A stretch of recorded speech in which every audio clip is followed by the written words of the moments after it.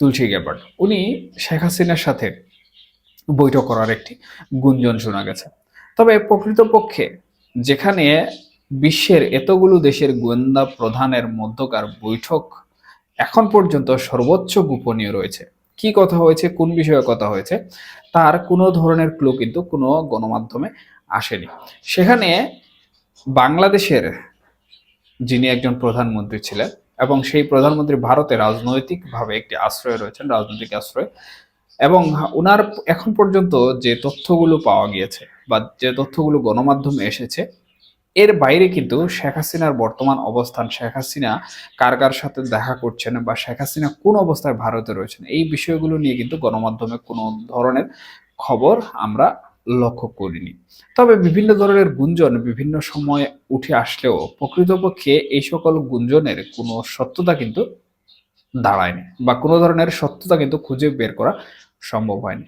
তবে বিভিন্ন অ্যাক্টিভিস্ট যারা রয়েছেন, বিভিন্ন অ্যাক্টিভ কর্মকাণ্ড করে থাকেন, রাজনীতি নিয়ে বিভিন্ন ধরনের বিচার বিশ্লেষণ করে থাকেন, বিভিন্ন প্ল্যাটফর্মে বিভিন্ন ধরনের কথাবার্তা বলে থাকেন, তারা বিভিন্ন সময় বিভিন্ন যৌক্তিক অযৌক্তিক দাবি তুলে ধরলেও প্রকৃতপক্ষে তাদের কাছেও কিন্তু সেই বিষয়টির সত্যতা যাচাই করার মতো সামর্থ্য হয়ে ওঠে না, কিংবা তাদের কাছে সেই বিষয়ে পরিপূর্ণ তথ্য আসে না। তবে তারা প্রচার করেন কোনো একটি ক্লুর উপর ভিত্তি করে। তবে এই যে প্রচার প্রচারণা বা গুঞ্জনটি হয়েছে যে তুলসী গ্যাবার্ড শেখ হাসিনার সাথে দেখা করবেন বা দেখা করেছেন এরকম একটি, আমি যেটি মনে করছি যে শেখ হাসিনার সাথে তুলসী গ্যাবার্ড যদি দেখা করেনও, তাহলে সেটি কোনোভাবেই কিন্তু দেশি বিদেশি কোনো গণমাধ্যমে উঠে আসবে না। কারণ এখন পর্যন্ত শেখ হাসিনার সাথে কারা দেখা করেছেন বা শেখ হাসিনার সাথে কে কে দেখা করছেন, এই বিষয়ে কিন্তু কোনো ধরনের বার্তা কোনো মিডিয়াতে কখনো আসেনি।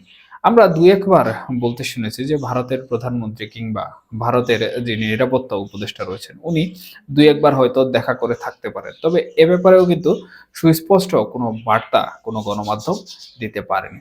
সেক্ষেত্রে আমি মনে করছি এই গুঞ্জনটি যদি সত্যিও হয়ে থাকে, তাহলে কোনো ধরনের মিডিয়া কাভারেজ আসবে না। এমনকি শেখ হাসিনাও কোনো ধরনের মিডিয়া কাভারেজ করবেন না।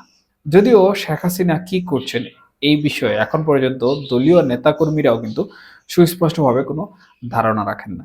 তবে শেখ হাসিনার সাধারণত ওনার নেতাকর্মীদের সাথে যে কথাবার্তা হয় বা নেতাকর্মীদের সাথে যে ধরনের যোগাযোগ হয়, সেই যোগাযোগ থেকে কিছুটা হলেও ধারণা করা যায় যে শেখ হাসিনা ভারতে বসে ওনার যে কূটনৈতিক সম্পর্ক রয়েছে, সেই কূটনৈতিক সম্পর্কের মাধ্যমে জোরালো লবিং তদবির করে যাচ্ছেন, এবং সেই লবিং তদবিরের ফলাফল কিন্তু আমরা লক্ষ্য করছি।